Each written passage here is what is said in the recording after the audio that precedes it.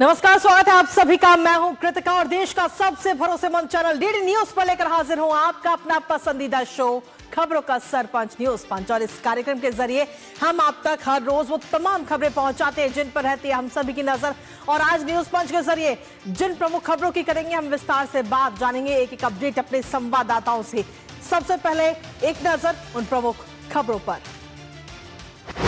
और प्रमुख खबरों में सबसे पहली और प्रमुख खबर बिहार विधानसभा चुनावों से जुड़ी हुई है, जहां आपको बता दें कि बिहार में चुनाव आयोग की तरफ से नए दिशा निर्देश जारी किए गए हैं, जिसमें कहा गया है कि अब आर्टिफिशियल इंटेलिजेंस का इस्तेमाल आप करें लेकिन उसका दुरुपयोग बिल्कुल ना करें। चुनाव आयोग ने क्या कुछ सख्त हिदायत दी है एआई के इस्तेमाल को लेकर के, जिससे ये नजर आता है कि अब बिहार में एआई से किसी प्रकार का कोई खिला नहीं होगा। बताएंगे इस खबर के बारे में विस्तार से आपको। लेकिन इसके साथ ही जो दूसरी प्रमुख खबर है वो है FSSAI से जुड़ी हुई। FSSAI के ने हाल ही में एक आदेश दिया था कि ORS शब्द का इस्तेमाल सिर्फ उन्हीं खाद्य जो पीने के पदार्थ हैं उन प्रोडक्ट्स पर किया जा सकता है जिनमें ORS के फॉर्मूले का इस्तेमाल किया गया हो। लेकिन अब उसके इस बैन पर रोक लगा दी गई है हाई कोर्ट की तरफ से। आखिर ये हाई कोर्ट ने क्यों रोक लगाई है, इसके पीछे क्या वजह है और FSSAI ने क्या कुछ कहा है, इसको लेकर जो बाकी कंपनियां हैं उनकी तरफ से क्या कुछ पक्ष रखा गया है, बताएंगे इस पूरी खबर के बारे में विस्तार से आपको। लेकिन इसके साथ ही जो तीसरी प्रमुख खबर वो भी आपको बता दें, जिसमें पीयूष गोयल ने कहा है कि दबाव नहीं, राष्ट्रीय हित सर्वोपरि है। जिस तरीके से अंतर्राष्ट्रीय स्तर पर अगर हम देखें तो भारत पर लगातार दबाव बनाने की कोशिशें तमाम की जा रही है, जिसको लेकर भारत ने अपना रुख एकदम स्पष्ट और साफ कर दिया है। और क्या कुछ पीयूष गोयल की तरफ से कहा गया है बताएंगे आपको इस खबर के बारे में भी। लेकिन इसी के साथ चलिए करते हैं शुरुआत पहली और प्रमुख खबर के साथ। और पहली और प्रमुख खबर आपको बता दें बिहार विधानसभा चुनाव से जुड़ी हुई, जहां बिहार विधानसभा चुनाव अब जैसे जैसे करीब आ रहे हैं वैसे वैसे फेक न्यूज और भ्रामक कंटेंट का खतरा भी लगातार बढ़ता जा रहा है। और इसी खतरे को देखते हुए अब चुनाव आयोग ने अपना मोर्चा संभाल लिया है।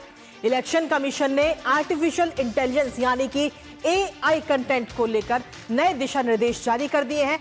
अब अगर कोई भी राजनीतिक दल, प्रत्याशी या सोशल मीडिया यूजर AI का इस्तेमाल करके मतदाताओं को गुमराह करने की कोशिश करता है तो उस पर सख्त कार्रवाई होगी। चुनाव आयोग ने अपने इस निर्देश में साफ कहा है कि AI का इस्तेमाल करें लेकिन सच्चाई के साथ, ना कि भ्रम फैलाने या फिर झूठी छवि गढ़ने के लिए। इसके साथ ही चुनाव आयोग ने सोशल मीडिया कंपनियों को भी आगाह किया है कि ऐसे कंटेंट की निगरानी तुरंत बढ़ाई जाए, क्योंकि एक झूठा वीडियो या एडिटेड बयान पूरे चुनावी माहौल को प्रभावित कर सकता है। और ऐसे में सवाल यह है कि क्या इन नए नियमों से फेक कैंपेन पर लगाम लगेगी? करेंगे चर्चा अपने संवाददाता से। उससे पहले आपको दिखाते हैं AI कंटेंट पर इलेक्शन कमीशन की कड़ी नजर। तो जी हां, चुनाव से पहले इलेक्शन कमीशन इस वक्त सख्त होता हुआ नजर आ रहा है और AI कंटेंट पर इलेक्शन कमीशन की ये कड़ी नजर है, जिसमें AI जनरेटेड प्रचार सामग्री पर अब सख्ती बढ़ती जाएगी। इसके साथ ही संविधान के अनुच्छेद 324 के तहत परामर्श ये पूरा जारी किया गया है। AI से मतदाताओं को गुमराह अब नहीं किया जा सकता है। ये नए दिशा निर्देश चुनाव आयोग की तरफ से जारी किए हैं AI का इस्तेमाल को लेकर के। AI वीडियो, ऑडियो और चित्रों का दुरुपयोग ना किया जाए। आर्टिफिशियल इंटेलिजेंस का आप इस्तेमाल करें लेकिन इसका दुरुपयोग ना करें। संशोधित सामग्री पर स्पष्ट लेबल लिखा होना चाहिए जो भी कंटेंट जा रहा है। AI जनरेटेड या फिर सिंथेटिक कंटेंट, इस तरीके का लेबल जरूरी है। AI कंटेंट से कम 10% हिस्से में लेबल होना बहुत जरूरी है। ये दिशा निर्देश जारी किए गए हैं और चुनाव आयोग ने जो निर्देश जारी किए हैं एक नजर उस पर भी डालते हैं। दरअसल चुनाव आयोग ने साफ तौर पर कहा है कि झूठी सूचनाएं लोकतंत्र के लिए गंभीर खतरा है और चुनाव के जो नतीजे हैं उन्हें पूरी तरह से मोड़ा जा सकता है इनके जरिए। 3 घंटे के भीतर ही जो फेक सामग्री है, फेक वीडियो, फेक ऑडियो या कोई भी फेक कंटेंट, उसे आपको हटाना होगा। और साथ ही सहमति के बिना पहचान, स्वर या फिर उसकी आवाज, छवि के इस्तेमाल पर भी रोक लगाने की बात कही गई है। साथ ही आपको बता दें कि राजनीतिक दलों को AI उत्पन्न सामग्री का पूरा रिकॉर्ड रखना होगा, यानी कि जितने भी जो राजनीतिक दल है वो अगर आर्टिफिशियल इंटेलिजेंस का इस्तेमाल कर रहे हैं अपने किसी भी वीडियो में तो उन्हें बताना होगा, साथ ही इसका रिकॉर्ड भी उन्हें रखना होगा और सभी को सख्ती से दिशा निर्देशों का पालन करना होगा। चुनाव आयोग की तरफ से ये दिशा निर्देश जारी किए गए हैं, यानी कि हम लगातार देखते हैं कि जब भी चुनाव नजदीक आते हैं, चाहे किसी भी राज्य के हो या देश के हो, उस वक्त कहीं ना कहीं एआई कंटेंट जो है काफी मात्रा में सोशल मीडिया पर नजर आता है। किसी में आवाज को बदल दिया जाता है, किसी में वीडियो को बदल दिया जाता है, या कोई कंटेंट तो ऐसा होता है कि जो कि पूरी तरह से एआई जनरेटेड होता है। लेकिन अब चुनाव आयोग की इस पर पूरी तरह से सख्ती बरतता हुआ नजर आ रहा है और इसको लेकर के दिशा निर्देश चुनाव आयोग की तरफ से जारी किए हैं कि अगर आप आर्टिफिशियल इंटेलिजेंस का इस्तेमाल कर रहे हैं अपने किसी भी वीडियो को प्रचार प्रसार करने के लिए, तो उसमें आपको एआई जनरेटेड लिखना भी होगा और कम से कम 10% जो पूरा वीडियो है, यानी कि आप मानिए कि अगर 1 मिनट का कोई वीडियो है तो उसमें से 10% टाइम ऐसा होना चाहिए जिसमें एआई जनरेटेड कंटेंट उस पर लिखा हुआ आए या फिर सिंथेटिक कंटेंट उस पर लिखा हुआ जाए। और अगर ऐसा नहीं होता है तो राजनीतिक दलों को इसका पूरा रिकॉर्ड भी रखना होगा कि उन्होंने कौन कौन से AI generated video, AI generated content social media पर प्रचार प्रसार किए हैं। इसके साथ ही चुनाव आयोग ने स्पष्ट संदेश भी मतदाताओं को दे दिया है। चुनाव आयोग ने स्पष्ट संदेश दिया है कि मतदाताओं का जो भरोसा है, जो विश्वास है, वो बना रहना चाहिए।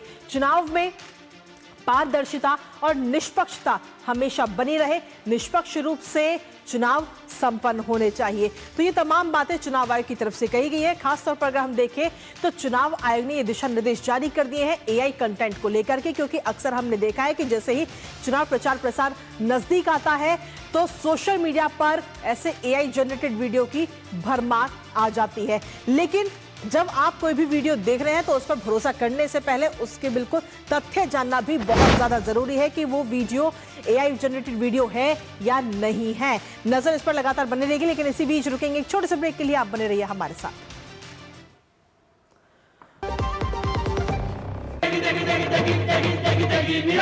MDH की देगी मिर्च का तड़का, अंग अंग फड़का। MDH की देगी मिर्च। जब धरती चीर कर निकलता है लोहे का पत्थर और मिलता है मोंगिया के जोश से, फिर तपता है, पिघलता है और बनता है फौलाद। अब होता है सरिया सारी खूबियों के साथ। मोंगिया स्टील, मजबूत देश का मजबूत सरिया। दादी के हाथों का जादू और खुशबू से महकता घर। MDH गरम मसाला, असली मसालों से भरा हूँ मैं, क्योंकि हर रिश्ता है स्वाद से जुड़ा। और ब्रेक के बाद एक बार फिर से स्वागत आप सभी का। अब रुक करते हैं हमारी दूसरी महत्वपूर्ण खबर का। बाजार में ओरल रिहाइड्रेशन साल्ट यानी ORS के नाम पर बिक रही नकली और मीठी ड्रिंक्स को लेकर एक बड़ा विवाद इस समय खड़ा हो चुका है।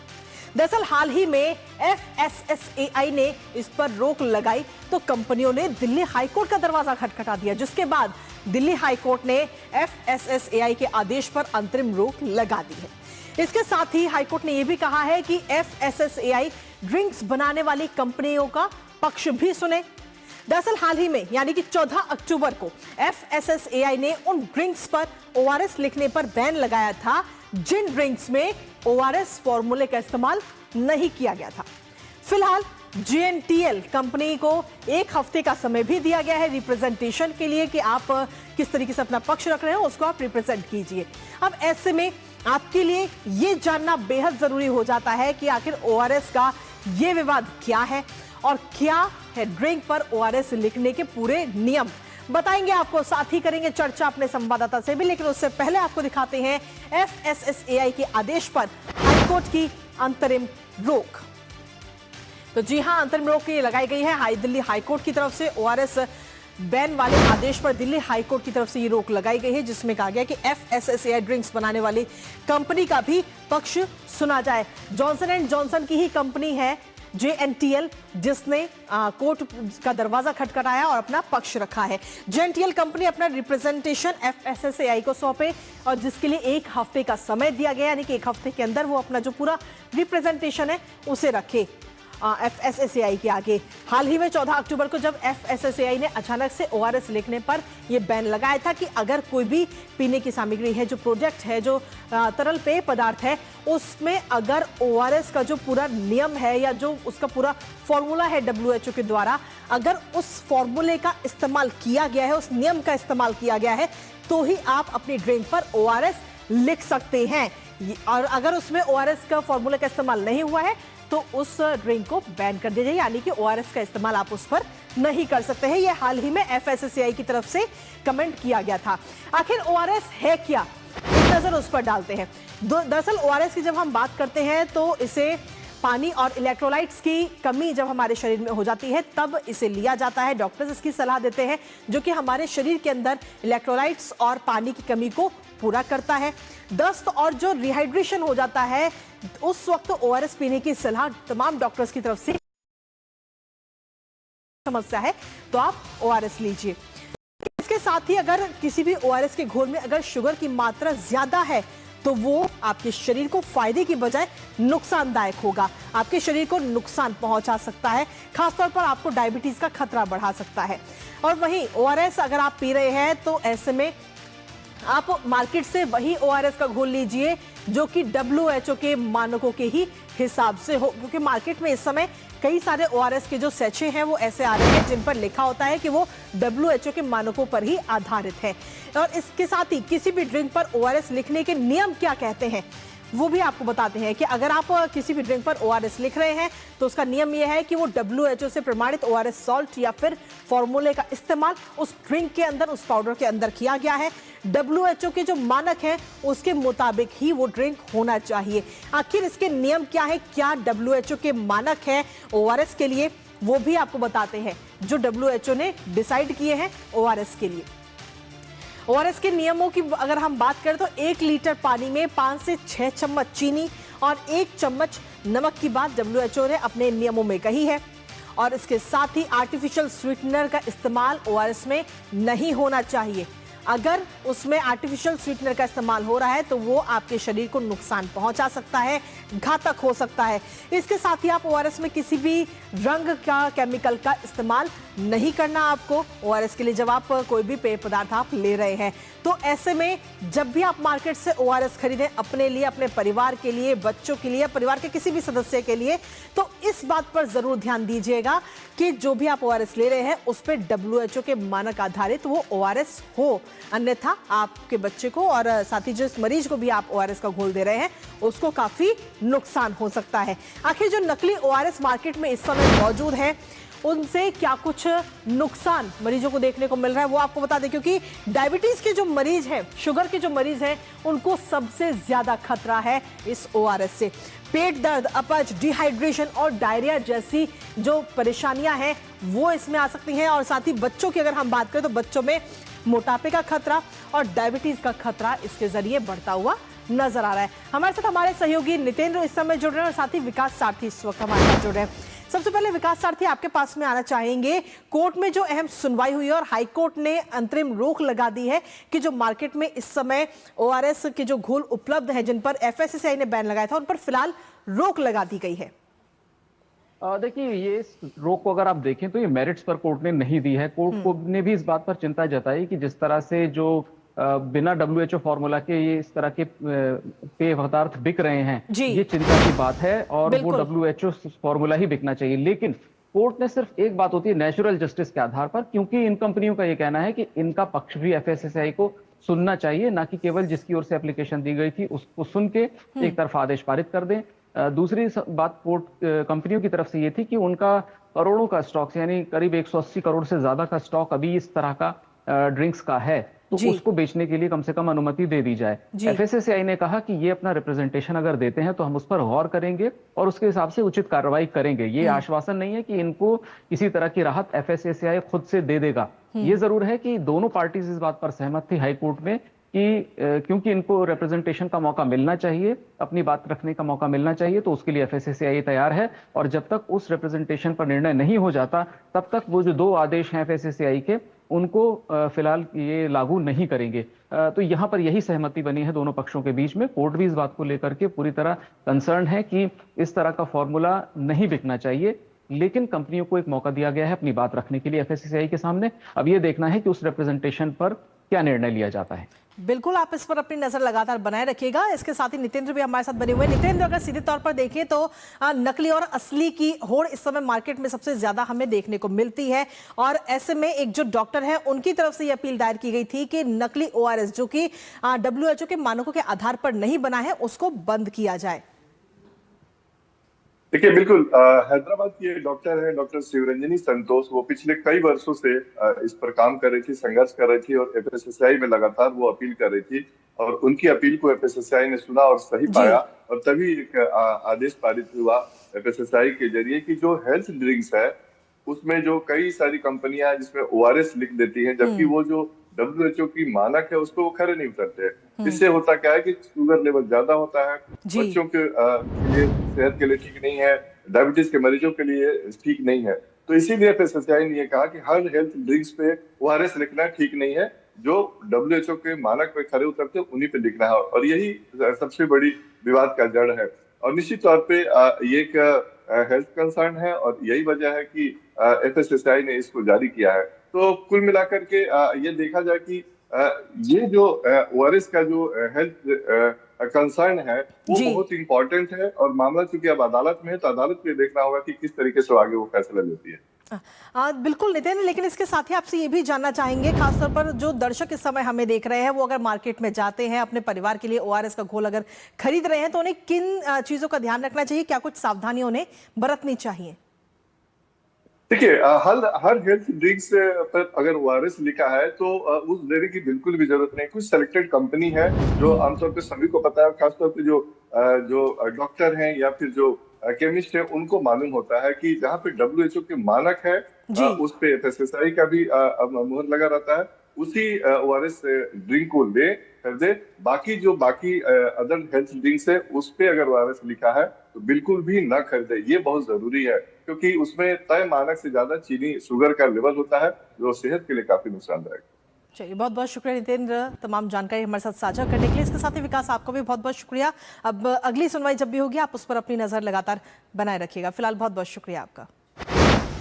और इसी के साथ चलिए अब हमारी तीसरी महत्वपूर्ण खबर, दुनिया की बदलती ऊर्जा राजनीति में भारत ने अब एक बार फिर से अपना संतुलित और स्पष्ट रुख सबके सामने रख दिया है और इस बार मंच था बर्लिन ग्लोबल डायलॉग का और जवाब दिया वाणिज्य एवं उद्योग मंत्री पीयूष गोयल ने, जो अपने बेबाक अंदाज और स्पष्ट रुख के लिए ही जाने जाते हैं।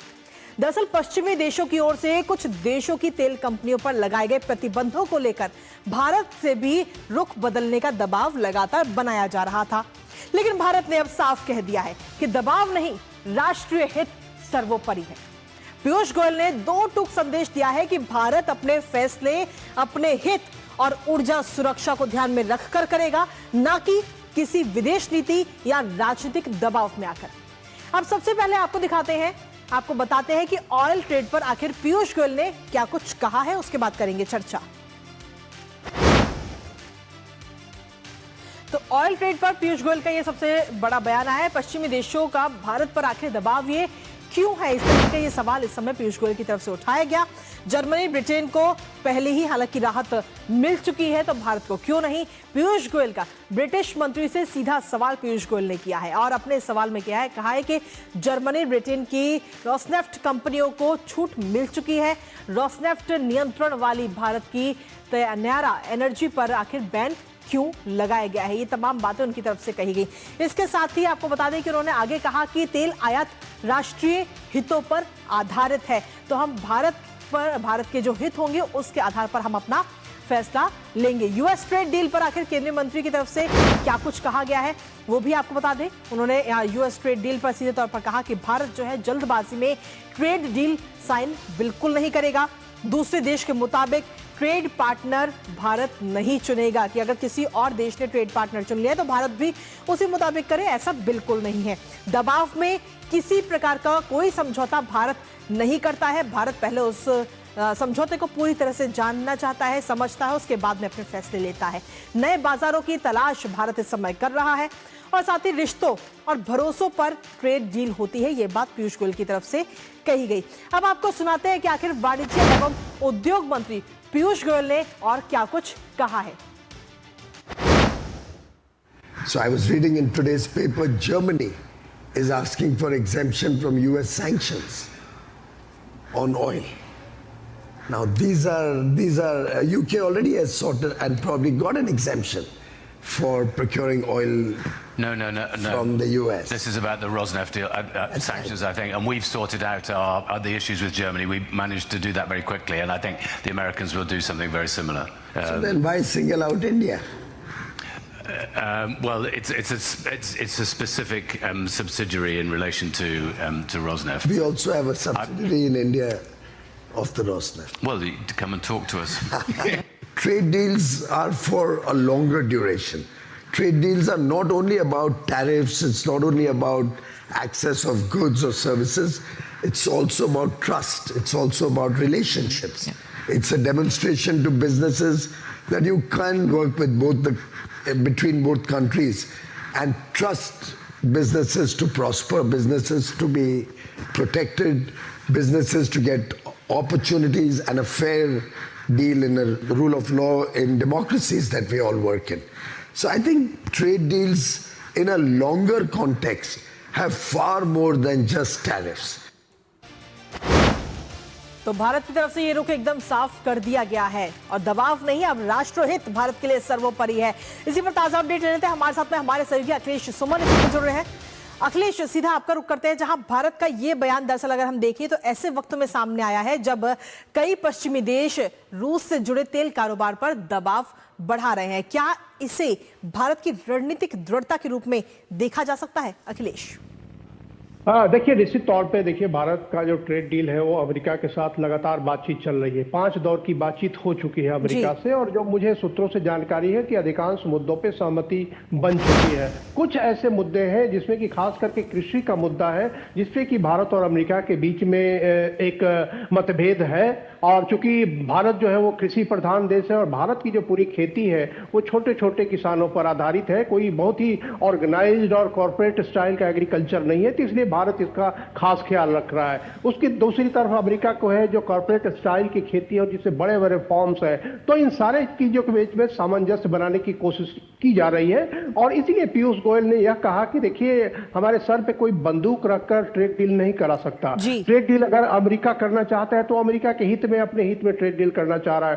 भारत अगर ट्रेड डील करेगा तो भारत अपने हित में ट्रेड डील करेगा, और इसी में एक ऐसा रास्ता बनता है, ऐसे बिंदु आते हैं जहां कि भारत और अमेरिका के हित जो है वो एक जगह मिल जाते हैं और ट्रेड डील साइन कर लिया जाता है। यही बात यूरोपीय यूनियन के साथ चल रही है। लेकिन इस बातचीत चल रही है, इसी बीच में अमेरिका ने 2 जो रूस की कंपनियां हैं और उसकी जो सब्सिडियरी है, मतलब तकरीबन 17 ऐसी कंपनियां होगी जो ऑयल कंपनियां हैं जिस पर कि सैंक्शन लगा दिया है उन्होंने, और उससे बिजनेस करने वाले कोई और अगर एंटिटी होगी तो उस पर भी सैंक्शन लगेगा। तो यह जो है वो बहुत ही कह सकते हैं कि बहुत ही उकसावे वाली बात है कि जब ट्रेड डील चल रहा है, जब आपसी विश्वास बहाली की बात चल रही है, और उसी बीच में यूरोपियन यूनियन ने भी भारत की 3 कंपनियों पे प्रतिबंध लगाया है। तो मतलब अमेरिका और यूरोप दोनों इस बात को लेकर भारत पर दबाव बनाना चाह रहे हैं कि भारत जो है वो रसिया से बिल्कुल तेल न खरीदे। अब भारत जो है 1 अरब 40 करोड़ की जनसंख्या है, दुनिया की सबसे बड़ी जनसंख्या है, और ऐसे में भारत अपनी जरूरतों को अचानक तिलांजलि नहीं दे सकता। भारत की अपनी जरूरतें हैं और भारत अपनी जरूरतों के मुताबिक दुनिया के देशों के साथ संपर्क बनाता है और दुनिया के देशों के साथ राजनयिक रणनीतिक संबंध बनाता है। और अगर अमेरिका एक टर्म डिक्टेट करना चाहे कि आप इससे दोस्ती करेंगे, आप इससे दोस्ती नहीं करेंगे, तो यह बात भारत को स्वीकार नहीं रही है और भारत अभी भी स्वीकार नहीं करेगा। तो मुझे लगता है कि पीयूष गोयल ने जो बर्लिन डायलॉग में कहा है, उस डायलॉग में अमेरिका के भी प्रतिनिधि मौजूद थे, यूरोप के भी प्रतिनिधि मौजूद थे, यहाँ तक कि अफ्रीकन देश के भी प्रतिनिधि मौजूद थे, और उन्होंने यह बात साफ साफ कहा थी कि अमेरिका जो है और यूरोप जो है वो डबल स्टैंडर्ड कर रहा है। वो डबल स्टैंडर्ड की अपने लिए कोई और तरीका है और भारत के लिए कोई और तरीका है, तो यह बात भारत स्वीकार नहीं करेगा, और इसी को बॉटम लाइन मानकर अमेरिका और यूरोप के साथ कोई भी ट्रेड डील पे बात होगी। बिल्कुल, और अपने इस बयान के जरिए कहीं ना कहीं भारत ने यह साफ कर दिया है कि आज का भारत ये वो भारत नहीं है जो किसी और देश के दबाव में काम करता था। इसके साथ ही लेकिन ये जो बयान सामने आया है, इस बयान के जरिए भारत के उन देशों को कड़ा संदेश भी है जो बार बार प्रतिबंधों की आड़ में भारत पर दबाव बनाने की कोशिश करते हैं।